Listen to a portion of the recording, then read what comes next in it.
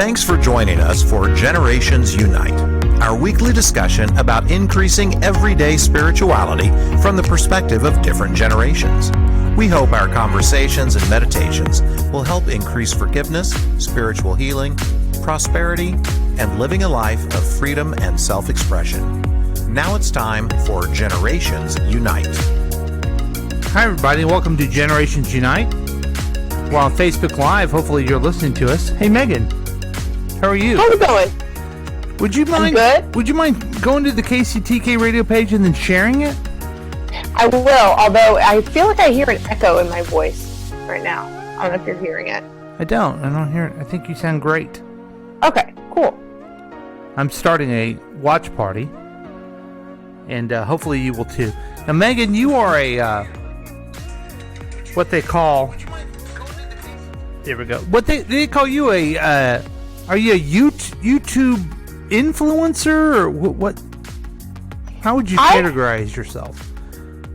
I have called myself a micro influencer before, but I don't really use that word, I guess, only because it's such a niche community. Mm-hmm. Man, the sounds really weird, actually. Every time I talk, I can't hear you, which is like fine, but it's like the music cuts out and everything.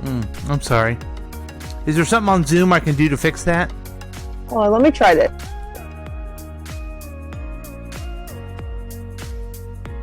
Now I can't hear you at all. Maybe that would be... Well. Can you hear me now? Yes, can you hear me? Now I can't hear you at all. You can't hear me? No? I'm really sorry. I'm going to just join the link. No, wait again. a second. Hold a second. Can you hear me now? Oh, she left me. Anyway, folks, this is kind of the fun Zoom thing that we do. We did this when we did a podcast on Saturday or Sunday. We all went out, and then we all came back in, and life was good. So thanks for your patience. You can give us a call at 913-735-0060. Hopefully you're watching us on Facebook. This is our chance, Megan and I's chance to get together and talk about some generational issues that we notice. There always seems to be such conflict, especially up in the media, when it comes to millennials that Megan is, or Gen X's like myself, or baby boomers, which are a little bit older than me. And we find these issues and we talk through them, but we find that we agree on most things because we try to find a way to unite. Welcome back, Megan. Hey, can you hear me? Yeah, I can. Does that sound any better to you? Yeah, I'm just going to have to deal with the weird sound thing. But I can, at least you can hear me. Yeah, well, we won't have music the whole time, so. I was explaining to everyone that we talk about generational things. Yeah, pretty much. And I'd say that there seems to be a lot of generational, I guess. Sorry, this is so weird. I can't even hear myself talk because it's distracting me.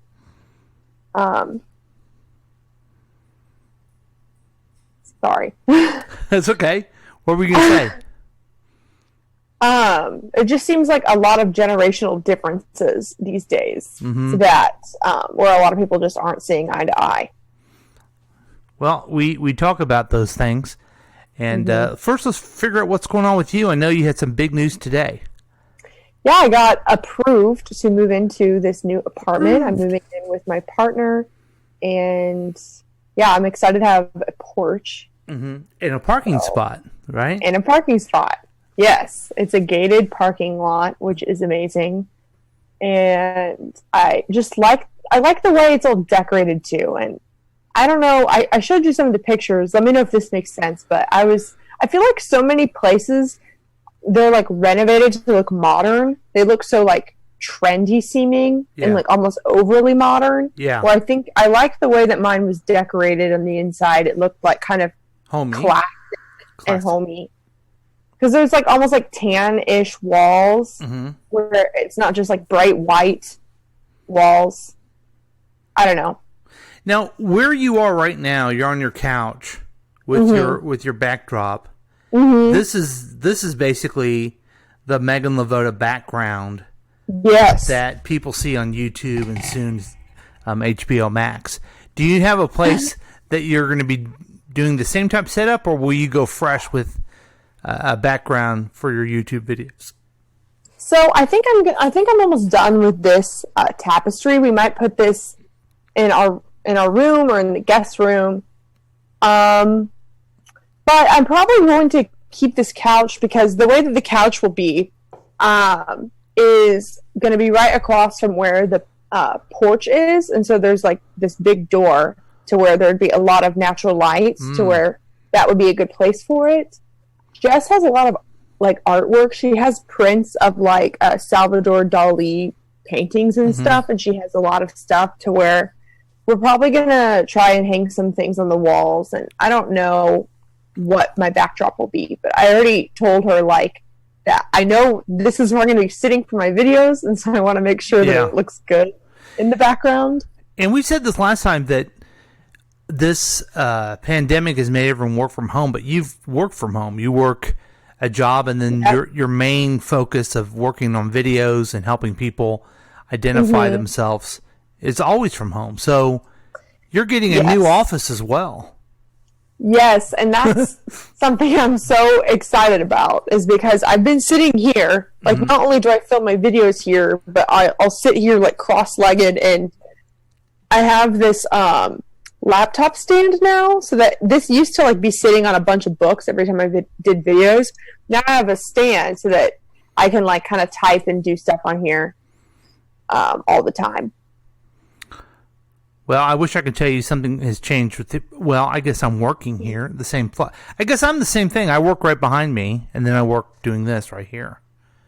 I have something. So do you do your job for work down there too? Yeah, I have something new behind me, and that's a KCTK sign. So the backdrop's important, folks. Those of you just listening to audio are going to go, "What's he talking about?"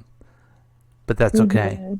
So we have a couple news stories that we want to get to and kind of get some advice on your thought. I'll start, if you don't mind. Okay, yeah.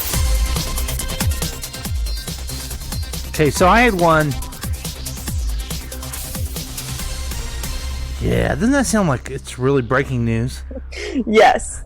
So younger generation skeptical over peers' COVID-19 response. See what they have to say. We're going to listen to this video.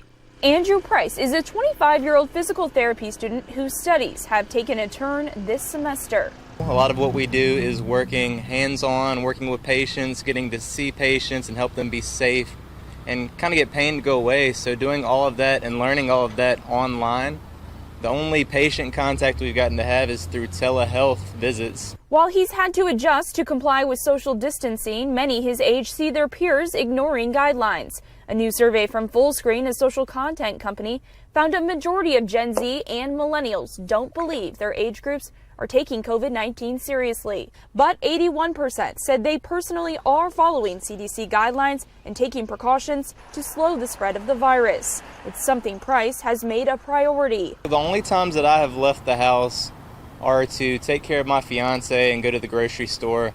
I haven't seen friends. I call them on the phone, Zoom chat. Nearly 2/3 of the Gen Z and Millennial generations say they aren't seeing the same level of commitment from others.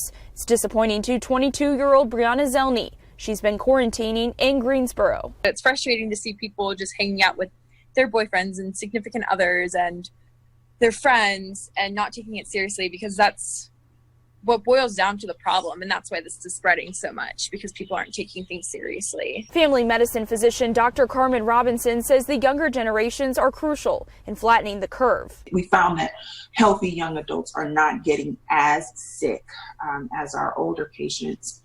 But in that same vein, we are still at risk of being asymptomatic carriers. We could be walking around, feeling healthy, looking healthy, not realizing that we are spreading to people who might get very, very sick.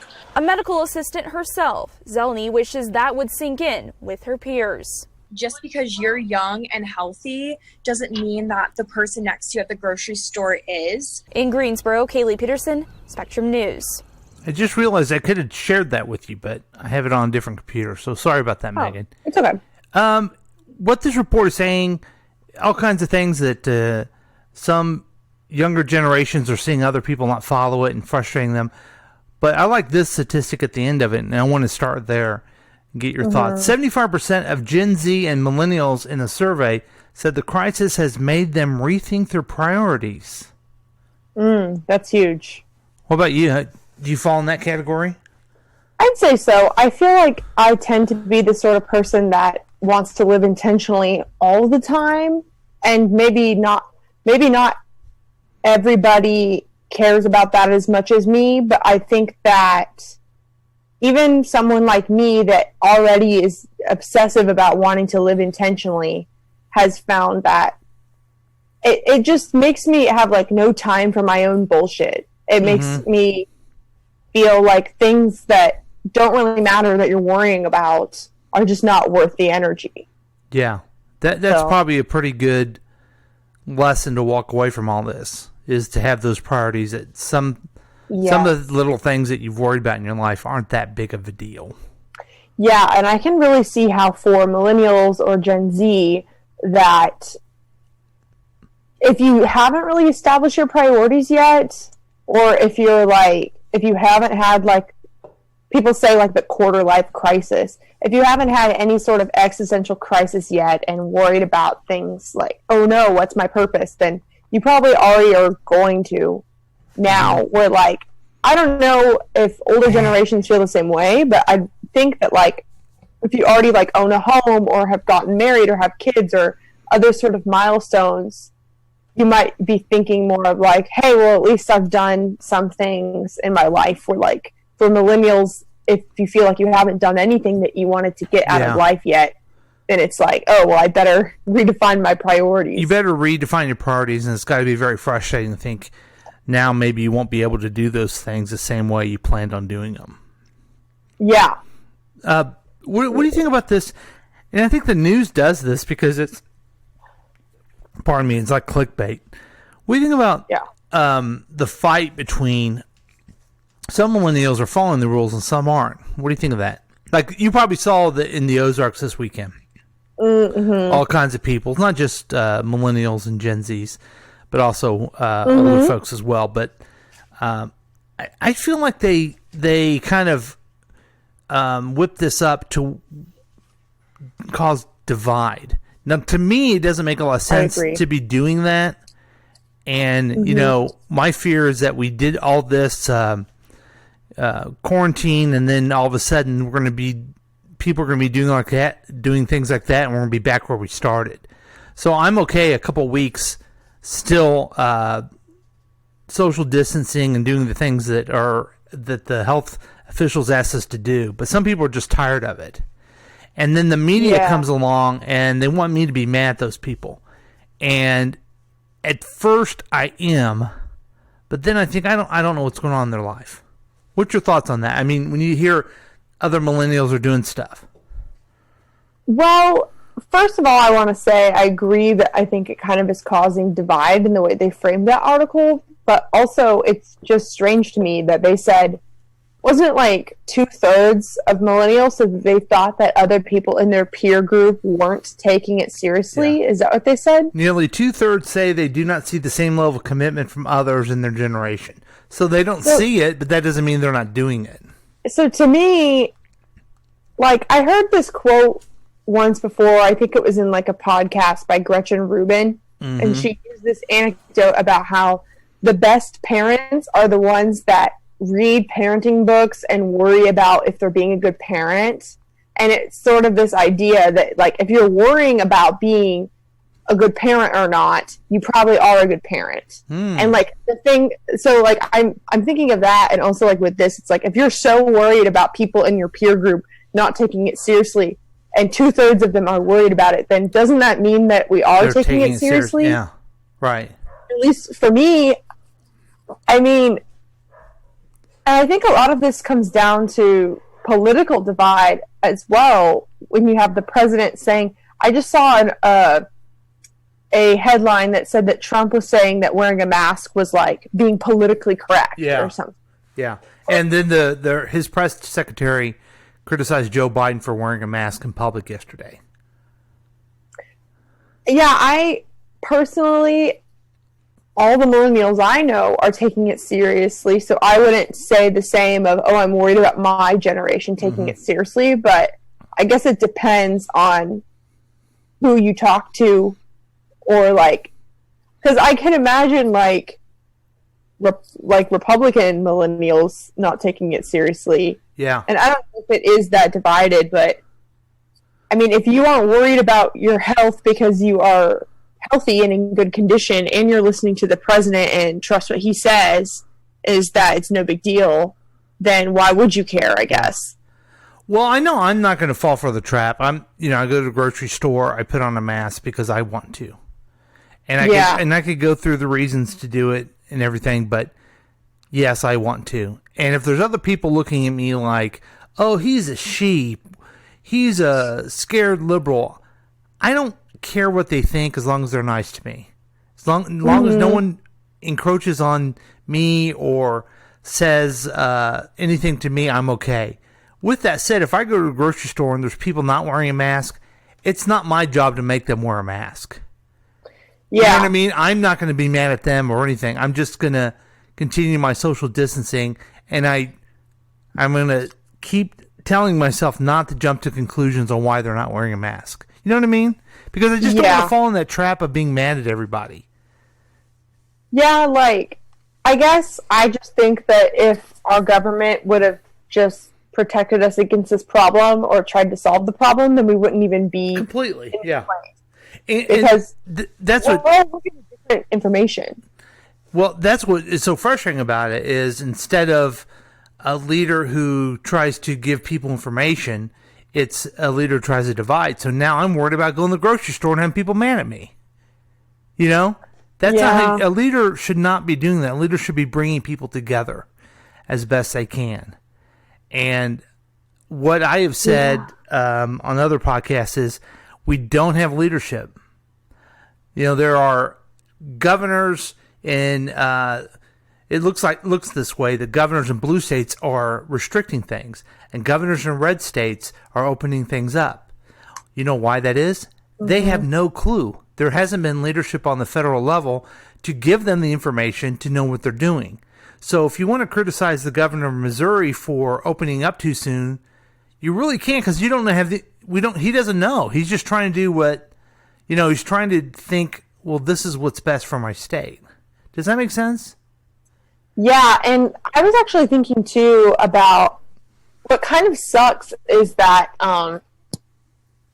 if you are in a rural area, chances are you don't have nearly as many people from like LA or New York like traveling to your town. Right.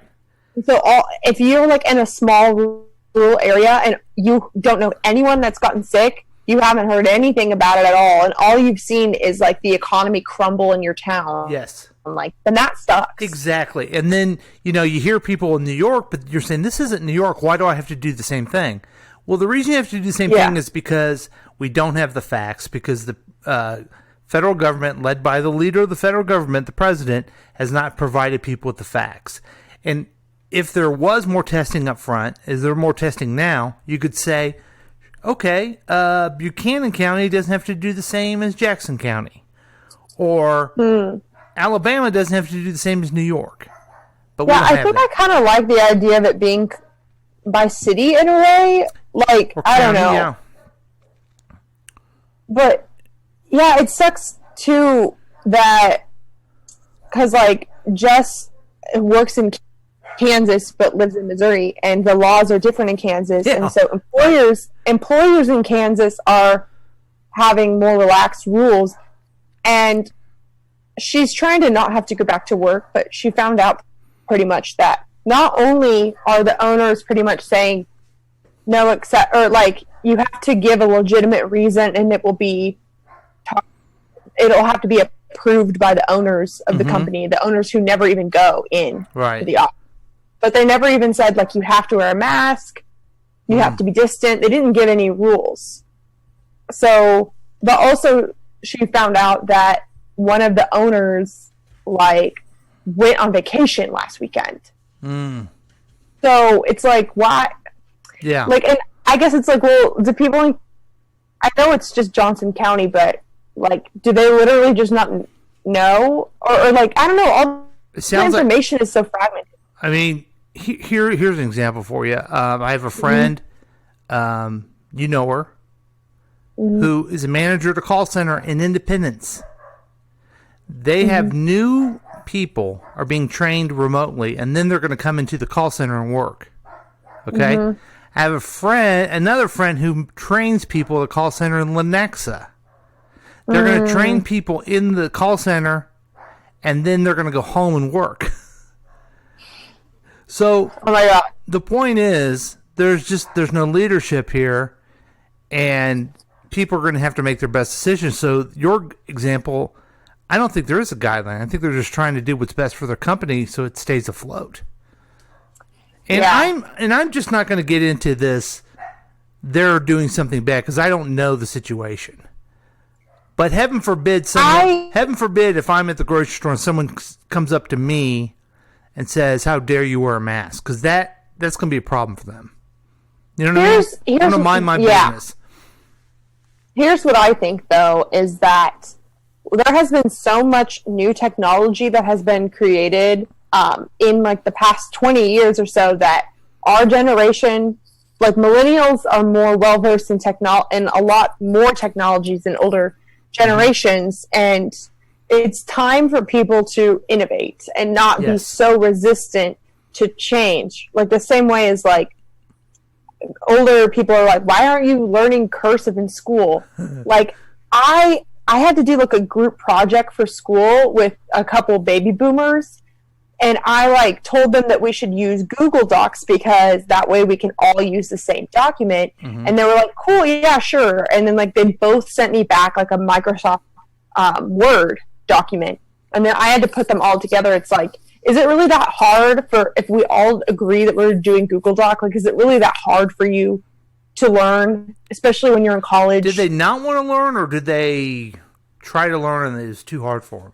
I told them that if they had any questions about how to use Google Docs, to feel free to ask. So I don't know if it was just they forgot or if it was out of habit, but like that's just like a small example to where. So with Jess's company, like in question, they're all able to do their jobs from home because they're all like creating content and just like writing. Everything is on the cloud.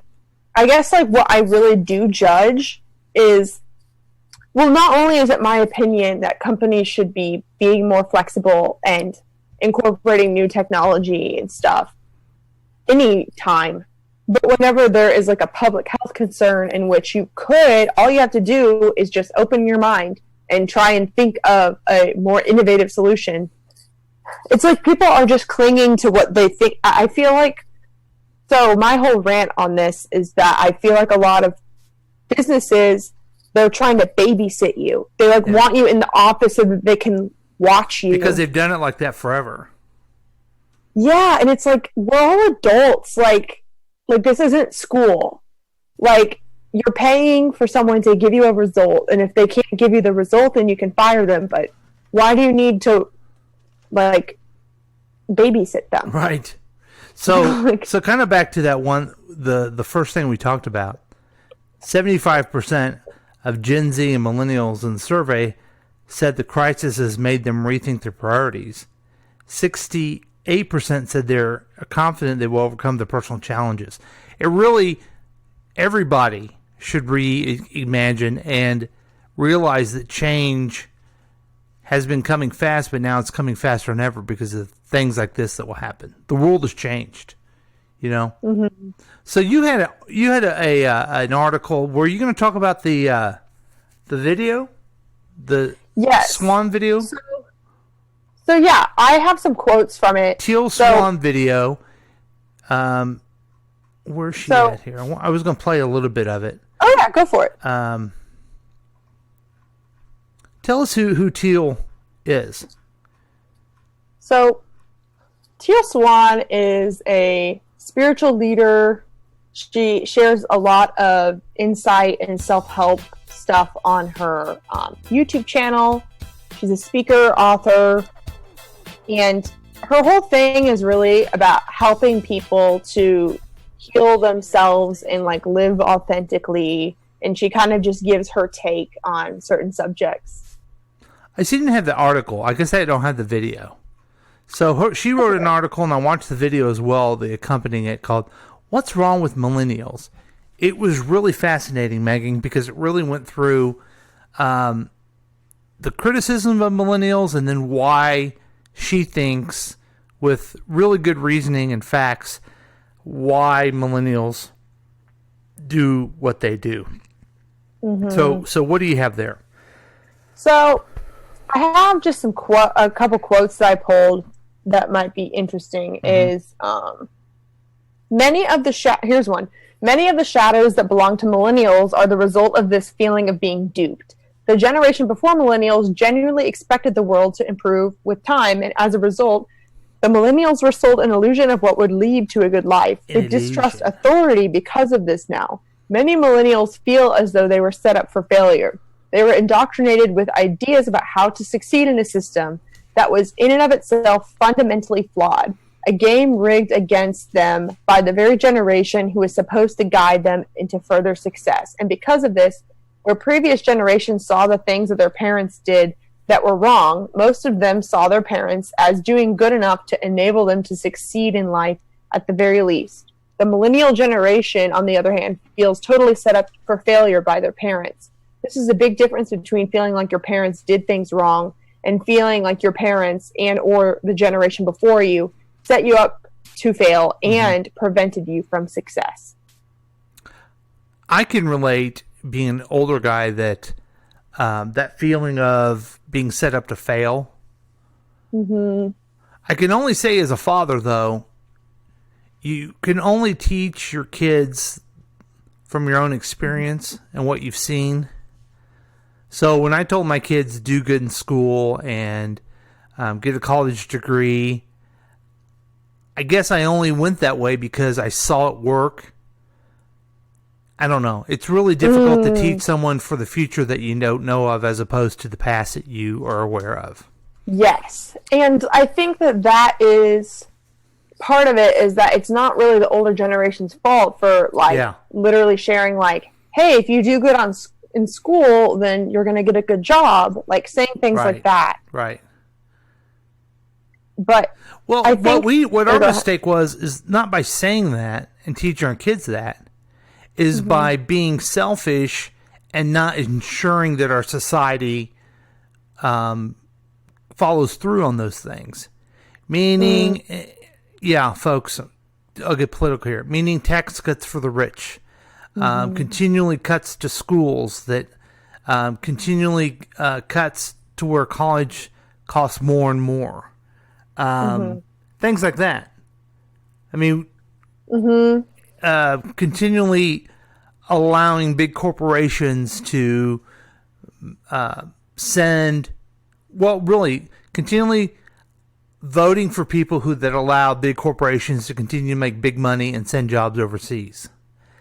You know what I mean? Because I got a tax cut or something special out of it. You know what I'm saying, Megan? Yeah. That's what we did. Yeah. We didn't. We just assumed it would go on, and then we could selfishly get what we wanted to get at the time without making a little bit of sacrifice to ensure that prosperity continued.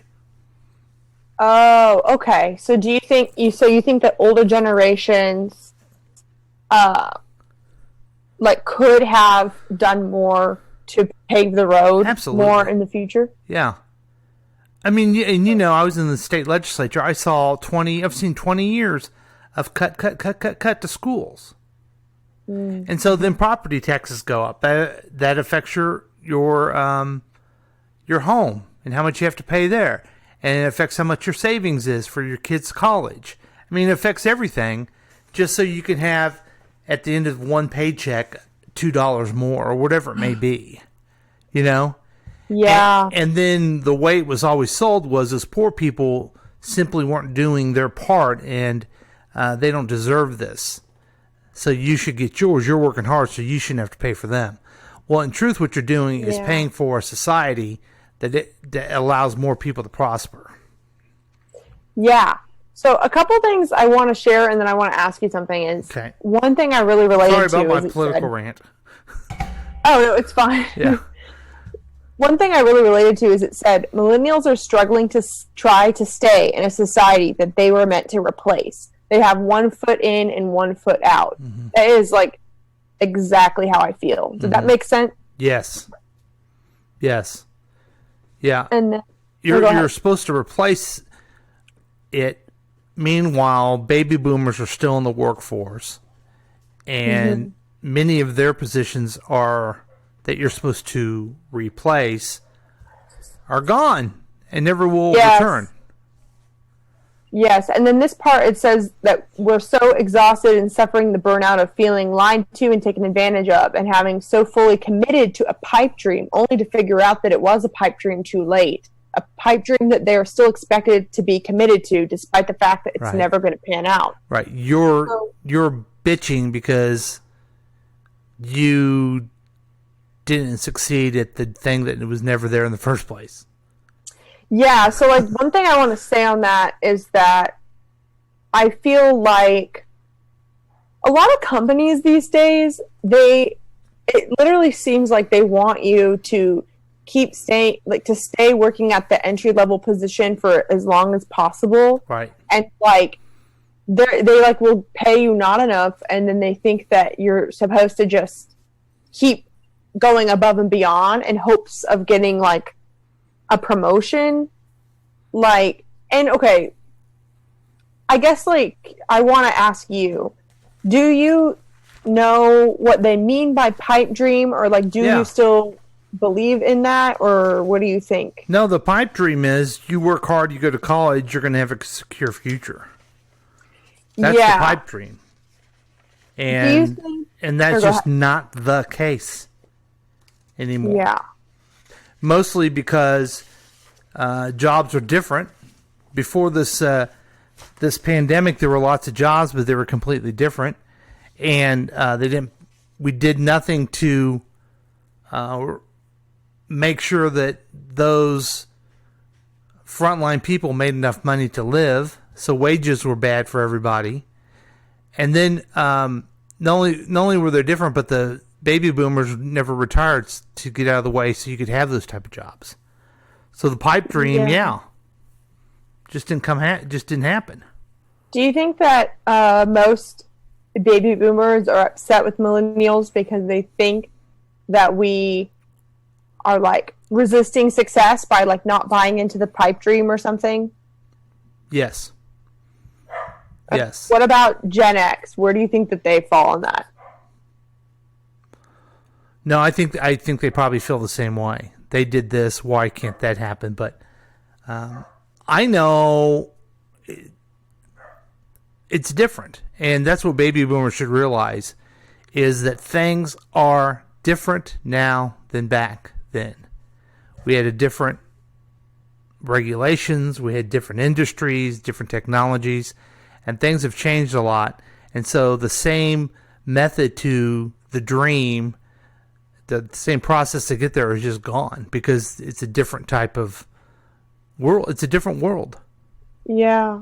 Yeah, and I guess like I'm glad that you see that, and I do think that not all Gen X people see it, but like for me, like the self-help industry is booming. Like personality is getting more popular.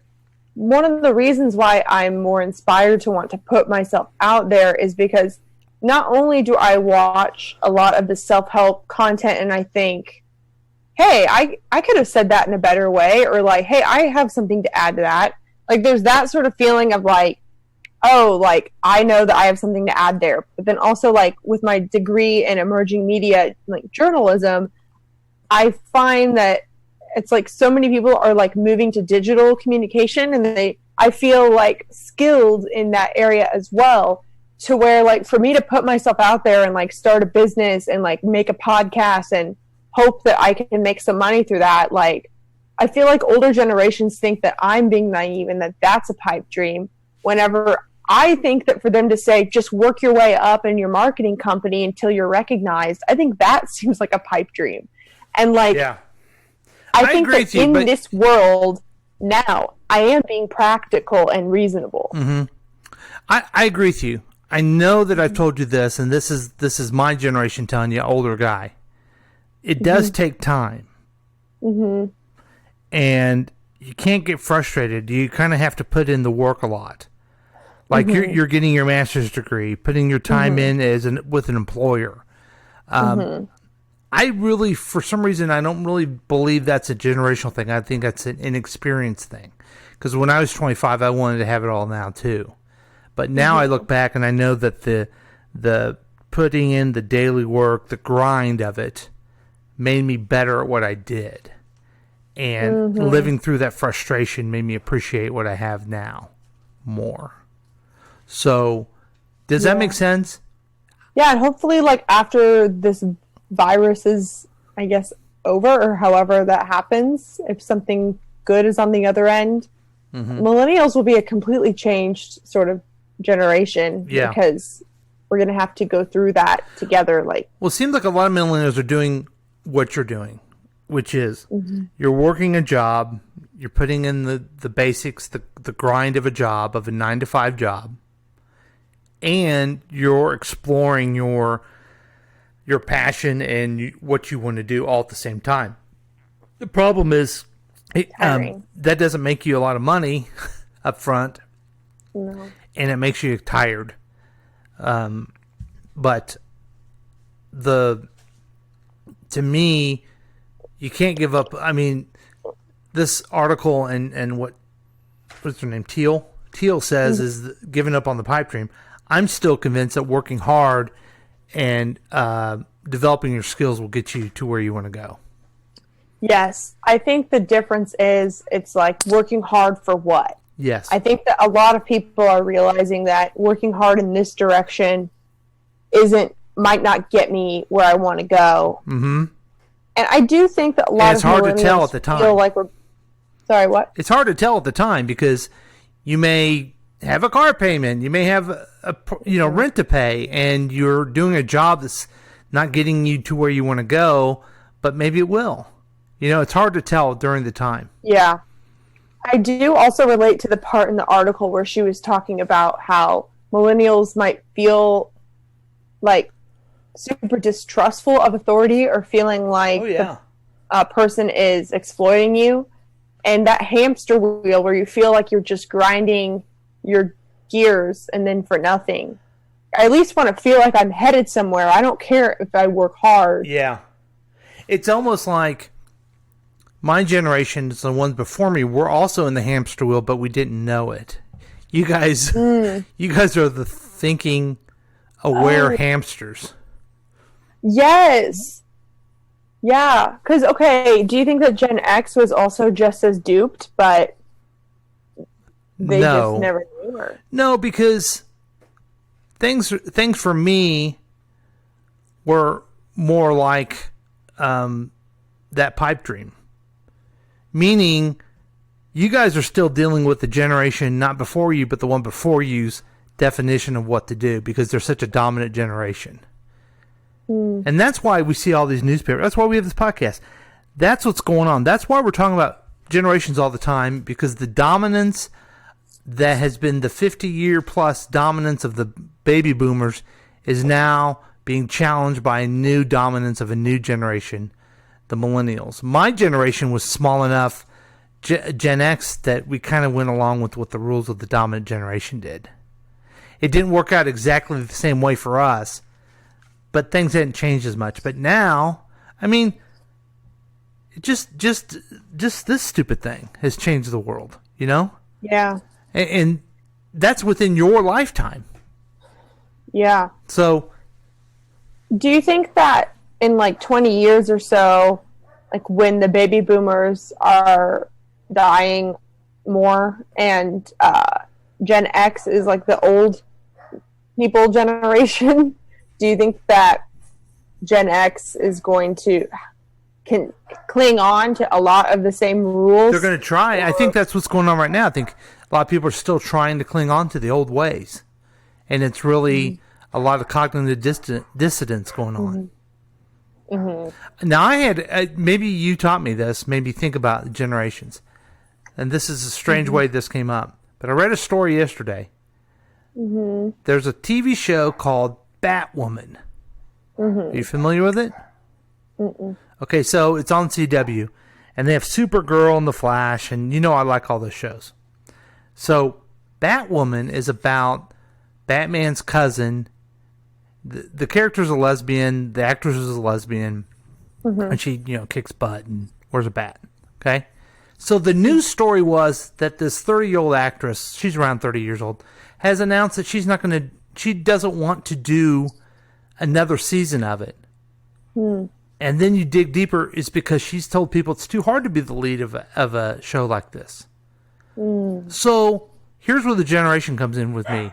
The first old guy generation goes, well, she should learn how to work hard. Working hard is good. You should work hard if you want to succeed. But then I think about, your generation and the challenges, and why should that woman work hard because she's on TV, because she's a lead role, and if it's not for her quality of life? You know what I mean? Yeah, I think baby boomers also care a lot more about like validation. They might think that they don't, but they think like, oh, if I have this awesome job, then I will be validated and worthy. If I'm on TV, I'll be validated and worthy. And I think that millennials are trying to find that worthiness in themselves and not define ourselves by our productivity. And what the sad thing is that a lot of baby boomers will die before they ever reach whatever they were trying to get, and have a sad life chasing that. And so Ruby Rose, the actress we're talking about, said to herself, I don't need that validation just because I'm a lead. I don't want to do this. It's not good for my quality of life. And the article comes out with, can you believe she's quitting? She's the lead actress, of the old people clutching their pearls. So I thought that was a generational thing. Would you agree with me? Yeah. Thank you. I mean, now that I think about it, I feel like millennials would just be like, well, I guess she didn't want to do it anymore then. Right. Okay, so we did that. Let's have a little more fun here, okay? Let's do if people are jerks. Let's do am I a jerk? Cool. You're a jerk. You're a jerk. Okay, this is where we go to Reddit. You're a jerk. And it's called Am I the Ass? But we do jerk because I found this cool song. Do you have one? I'm looking for one right now. Okay. Do you have one already? I'll start with mine, okay? So we're going to decide together, two different generations, if this person's a jerk. Yeah, because we know. Okay. Am I a jerk if I leave for an internship while my sister needs support as a new mom? I'm a 21-year-old student. My sister's 33. We have no family around. Parents have both passed. I moved out of state for college. Then she moved here. Last year, she decided to have a baby alone. She went through a clinic that consulted heavily before moving forward because she would be a single mom without a support network. She complained to me a lot about it, basically saying they didn't have any confidence in her. The counselor didn't have faith in her. Honestly, it sounded like they were just warning her that single parenting is hard. Last July, I got an internship for the summer at my dream company that's still happening despite COVID. Shortly after she went through with her plans, she gave birth 6 weeks ago, premature, but the baby's healthy. She needed a lot of help. I stayed with her for first week and a half, and then I was going over twice a day, running errands, taking them to the appointments. Now it's all gone down, but it still asks for daily help to take the day off to be with him so she can sleep, or go to the store with her at midnight because she needs diapers and doesn't want to take him out. I'm running errands for her 5 to 6 times a week, and that's not saying no, hardly ever much. Meanwhile, I'm a full-time student working. I've cut down hours to work to help. I've been reminding her that I'm leaving for an internship, that she should hire someone. She's brushed it off because the baby is still sleeping better, or she can find a teenager to look for easy money. It goes on. Honestly, I would probably be more sympathetic if she had a partner that didn't go out and she got pregnant accidentally, but she chose to be a single parent. I supported her, but I'm crushed at the thought of canceling my internship, my last chance at it, before I graduate. Yeah, it really would help me for a future shot at the career I've always wanted. Am I a jerk? No. Yeah, Not at all. tough situation, isn't it? Yeah. So, That really sucks. Also, she's 21, they said. Mm-hmm. Yeah. I mean, what do you think about someone making such a drastic decision and then wanting everyone to support them in that? That's a tough thing. I think that's okay. Yeah. I think that you can't just expect other people to want to stop everything to help. Mm-hmm. I think it's pretty inconsiderate. But I also feel like for a lot of people like that, they might be like looking for a reason to live or like a life meaning, and they don't understand when other people have like pursuits of some sort. Right. They'd rather you drop them to help. So we're in agreement. Yeah. You're actually a hero for helping as much as you did, but she's got to go pursue her dreams. Yeah. I'm not saying forget her sister or be selfish about it, but she's got to take care of herself too. Yeah. It just makes me sad that someone that helped that much would even think that they were a jerk. Yeah. It's kind of sad, isn't it? Mm-hmm. And you know what? She's going to go off to internship, hopefully do well, still feel bad about it. You know? Yeah. Okay. Okay. I need to step away real quick. Okay. So, entertain the folks. Okay. I'm not that great at being entertaining like this on my own. If anyone is watching this live, feel free to say hello. Leave a comment. Let's see if I can just read some tweets about millennials until he comes back.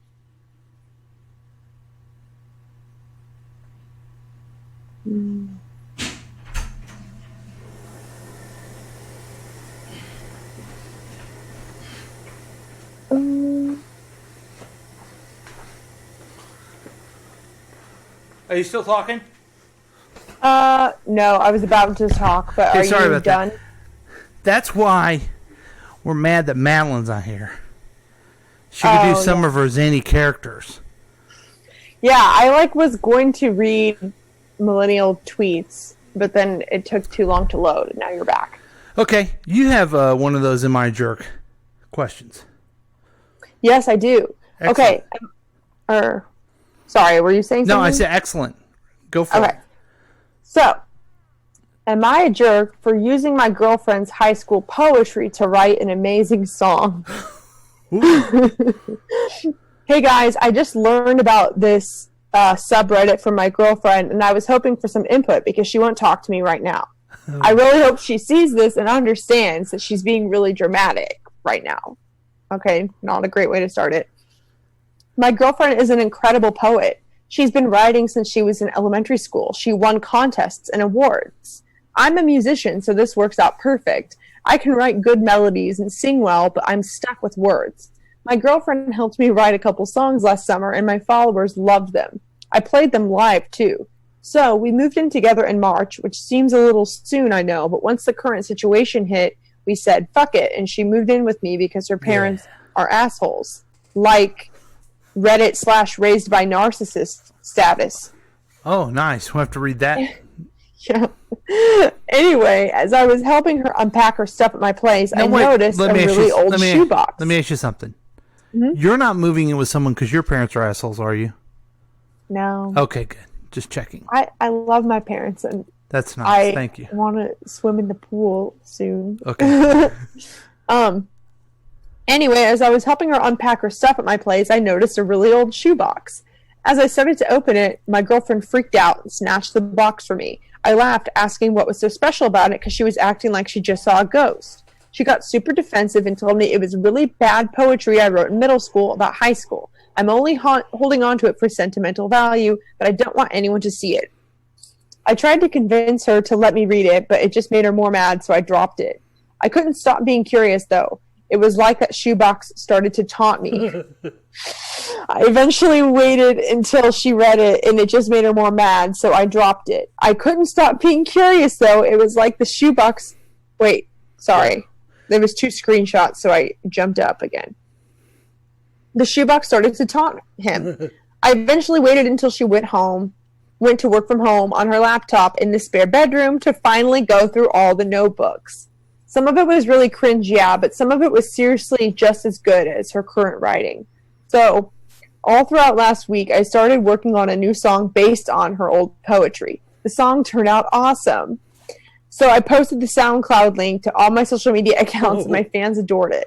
I showed her the good reception it was getting so she could see how incredible of a teen poet she was, and she flipped the fuck out on me. She threatened to take me to court for plagiarism if I didn't take it down right away, which I did, but now she's telling me to take down the other 2 songs that she helped write too, because she can't even look at him right now.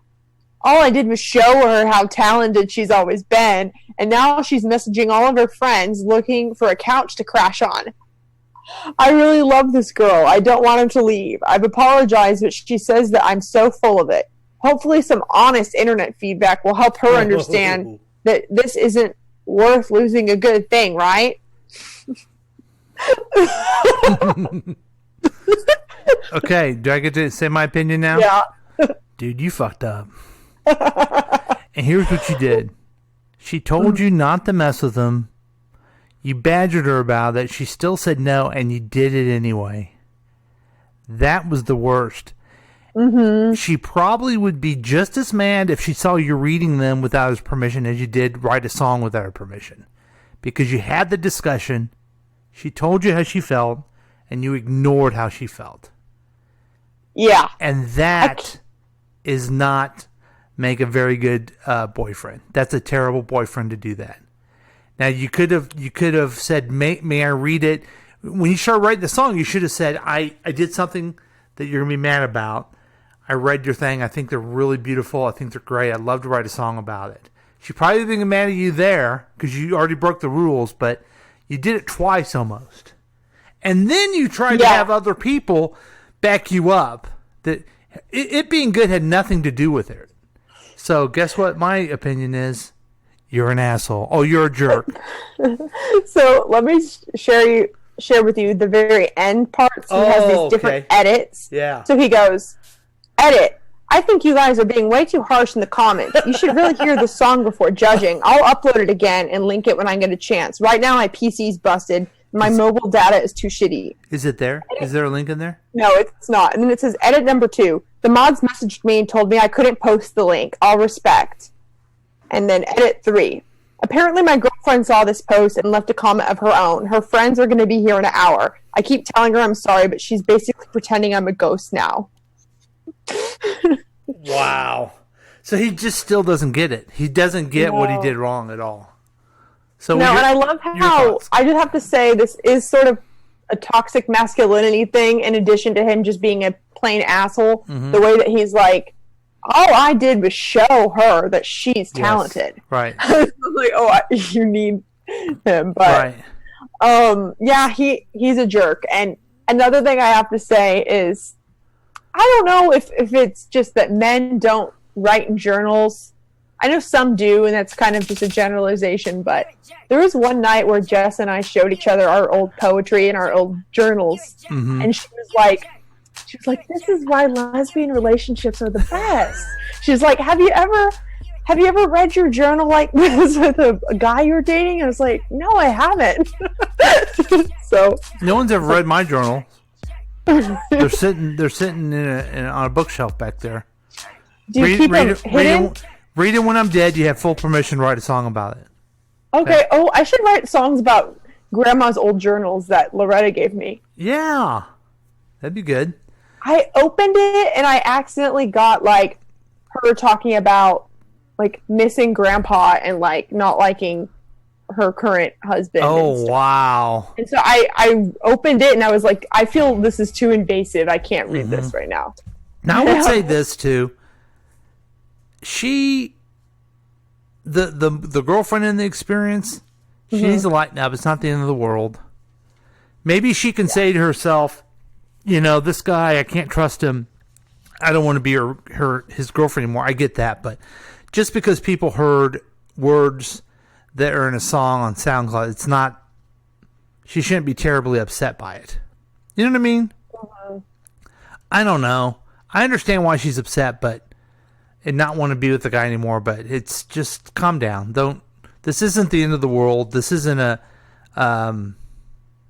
end of the world. You maybe actually, I probably and also would want to break up with the person instantly as well, but only because of the selfish attitude and the disregarding of the emotions and the not trusting. But also, I would have just showed the poetry. Like, I don't have anything to hide. Right. Well, that's Am I a Jerk? And I'm glad that we both agreed on those. Let's do one other segment here that I had that is, okay, I'm trying to think of the perfect music for it. Because we have to, you have to have the perfect music for things, or it just doesn't work, right? Okay, this is comments made in the year 1957. Wow. I'll tell you one thing. If things keep going the way they are, it's going to be impossible to buy a week's grocery for $20. Wow. I'm afraid to send my kids to the movie anymore. Ever since they let Clark Gable get by with saying damn in Gone with the Wind, it seems like every new movie has either a hell or a damn in it. Have you seen the new cars coming out next year? It won't be long before $5,000 to buy a new one. Wow. Did you hear that the post office is thinking about charging a dime just to send a letter? The drive-in restaurant is convenient in nice weather, but I seriously doubt they will ever catch on. There's no sense to go to Lincoln or Omaha anymore for a weeknight. It nearly costs $15 a night to stay in a hotel. Wow. If they think I'm going to pay 50 cents for a haircut, forget it. And this one, I'll end with this one, okay? Because you're laughing so much at these. Kids today are impossible. Those ducktail haircuts made it impossible to stay groomed. Next thing you know, boys will be wearing their hair as long as the girls. And that's comments made in the year 1957. I have another thing. Yeah. So, I mean, the point of this is the parents of the baby boomers complaining about their generation. True. It never ends, folks. It never ends. It never ends. So, what else you got?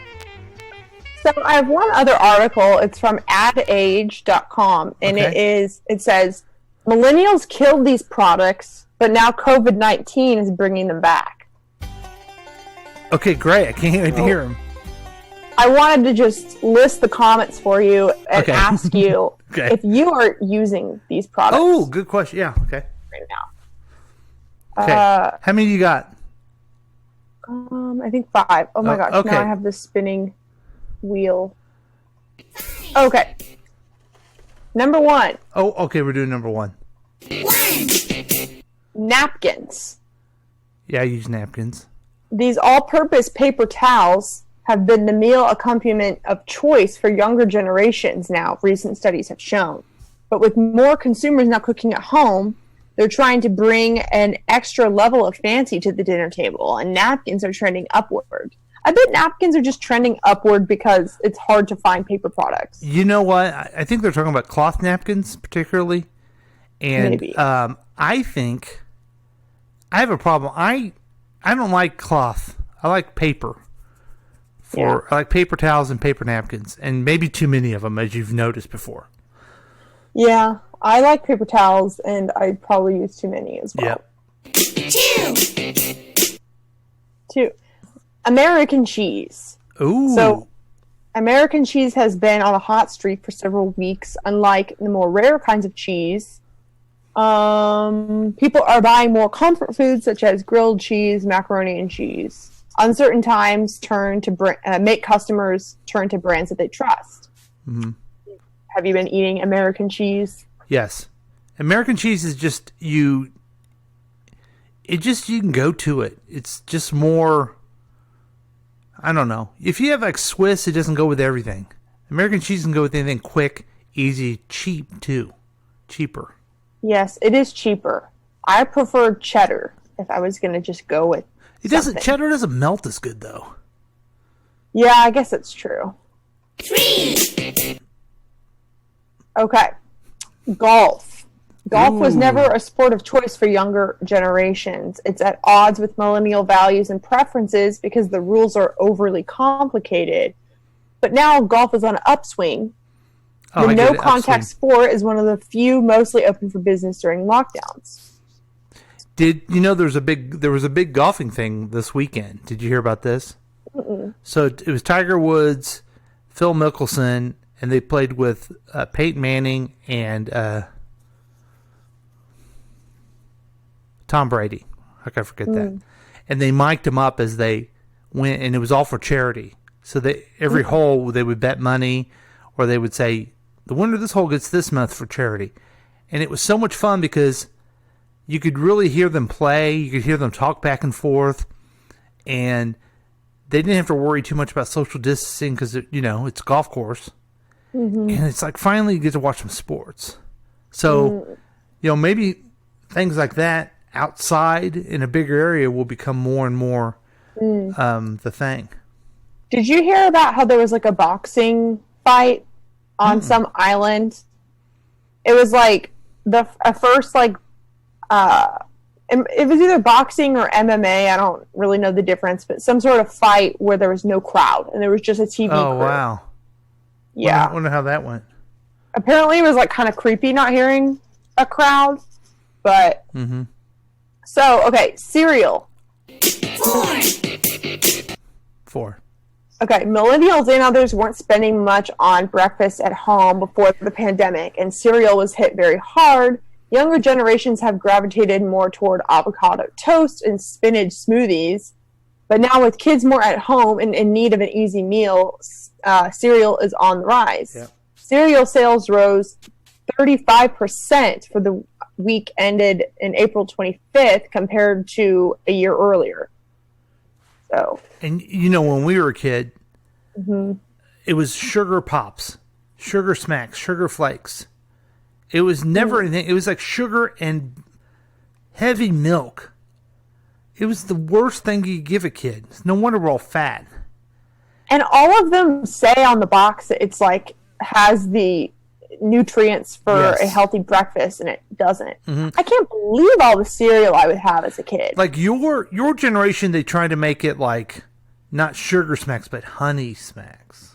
Yeah. I also would have Reese's Puffs, though. Reese's Puffs, but they didn't call them chocolate sugar. But that's exactly what it was.